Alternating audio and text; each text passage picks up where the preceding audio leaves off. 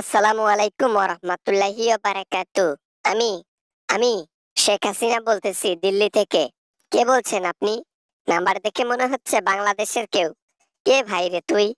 ওয়ালাইকুম আসসালাম ওয়া রাহমাতুল্লাহি ওয়া বারাকাতুহু। আমার নাম রুমিন ফারহানা। আমাকে নিশ্চয় আপনি ভালো করে চেনেন। আপনি এখন দিল্লিতে আছেন। বাংলাদেশে কি আর কখনো আসার চিন্তা ভাবনা নাই?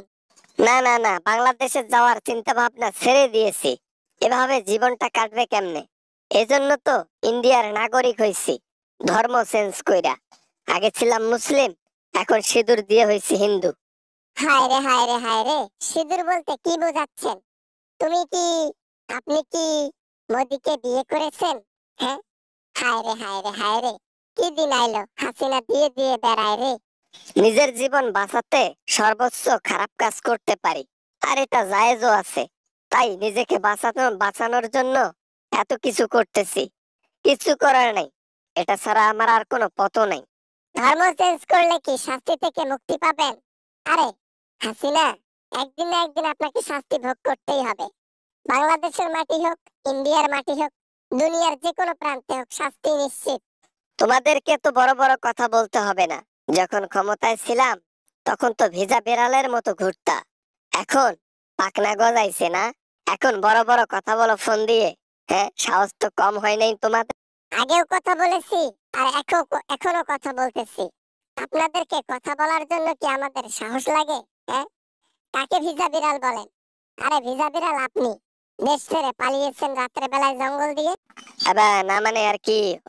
রুবিন ফারহানা, ঠিক আছে, ফোনটা রেখে দাও। আজে বাজে কথা অনেক বলেছি, সময় নষ্ট করতেছি অনেক। কথা বলে কোনো লাভ আছে? তুমি ফোন রেখে দাও, ঠিক আছে? ভালো থেকো। ফোন তো রাখবো অবশ্যই। সারা জীবন তো আর কথা বলার জন্য ফোন করি নাই। কিছুক্ষণ কথা বলবো বলে ফোনটা রেখে দেব। ধন সম্পদ লুটে টুটে নিয়ে গেলেন বাংলাদেশ থেকে। গণহত্যা করে গেলেন। কি মনে করছেন ছাড় পাবেন? কোথায় গিয়ে ছাড় পাবেন? ইন্ডিয়াতে। মোদি আছে যতদিন, তুমি হাসিনা আছো ততদিন। তারপর কি করবা, কি করবা? তারপর আর কি করব? আমেরিকাতে যাব। আমেরিকাতে গিয়ে দরকার পড়লে ডোনাল্ড ট্রাম্পকে বিয়ে করব। বিয়ে কইরা ওই দেশের সিটিজেন হইয়া ওইখানেই সেটেল হব। তাও দেশে যাব না। লজ্জা শরম সব ধুইয়া মুইসা খাইছে। দুনিয়ার মধ্যে সব দেশের মধ্যে গিয়া গিয়া এইভাবে যদি বিয়ে করেন, এই শেষ বয়সে এসে জীবনের কিছু থাকবে? হ্যাঁ, শাস্তি তো তাহলে আপনার এখানেই পাওয়া হয়ে গেল। শাস্তি পাইলে কিছু করার নাই। জনগণের হাতে তো আর মার খাই নাই। তাই এই শাস্তিগুলো আমার কাছে কিছুই মনে হয় না। আমার এগুলা নিয়ে কোনো চিন্তা জ্বালা কিছু নাই। সমস্যা নাই, আমার জীবন সুন্দর কেটে যাবে। কখনোই না। একদিন না একদিন আপনাকে শাস্তিটা পেতেই হবে। আজ নয়তো কাল, কাল নয়তো পরশু। একদিন জনগণের হাতে পড়তে হবে। আর সেই দিন হাসিনা আপনার নিস্তার থাকবে না, যে কাজ করে গেছেন। কি এমন করেছি যে বাংলাদেশের মানুষের হাতে আমাকে মার খাইতে হবে?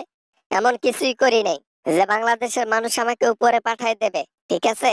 উল্টো বাংলাদেশের মানুষের জন্য ভালো করেছি, তার প্রতিদান দিতে হবে। হ্যাঁ, খুব ভালো করেছেন। 10,000 কোটি টাকার উন্নয়নের জায়গায় 1,000 কোটি টাকা খরচ কইরা বাকি 9,000 কোটি টাকা পকেটে ভরা উন্নয়ন করেছেন। এইসবই করতে পেরেছেন। শেষ বেলায় এসে দেশের জনগণের জীবন নিয়েছেন। এগুলাই করতে পেরেছেন। আপনার মতো সরকার যেন কোনো দেশের মধ্যে জন্ম না নেয়। আপনার মতো মানুষ যেন দেশের মধ্যে না থাকে, পৃথিবীর মধ্যে না আসে। আপনার মতো মানুষ যেন দেশ থেকে উধাও হয়। আল্লাহ তাআলা যেন তাদের জীবন নষ্ট করে দেয়, ছারখার করে দেয়। এই বলে ফোনটা রেখে দিলাম।